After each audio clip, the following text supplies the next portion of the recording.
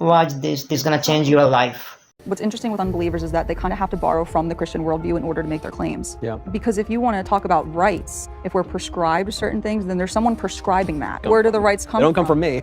Like, that's written on your heart from someone. But yet they then wish ultimately to liberate themselves, not only from the moral law, but from the moral lawgiver. And it reminds me, when you talk about this liberation babble that keeps going around, in the acknowledgments of The Rules for Radicals by Saul Alinsky, who's one of the most famous leftist organizers in American history, he dedicates his book to all sorts of rebels, and then he has a little acknowledgement at the end of this, and he says, and I can't forget to acknowledge that first rebel, Satan, who lost himself heaven, but won for himself his own kingdom. You see that language of liberation. I mean, you actually even see it in Paradise Lost, right? When Satan falls from heaven, he's in hell, and he says, well, forget about that, forget about heaven. The mind is its own place and can make a hell of heaven and heaven of hell.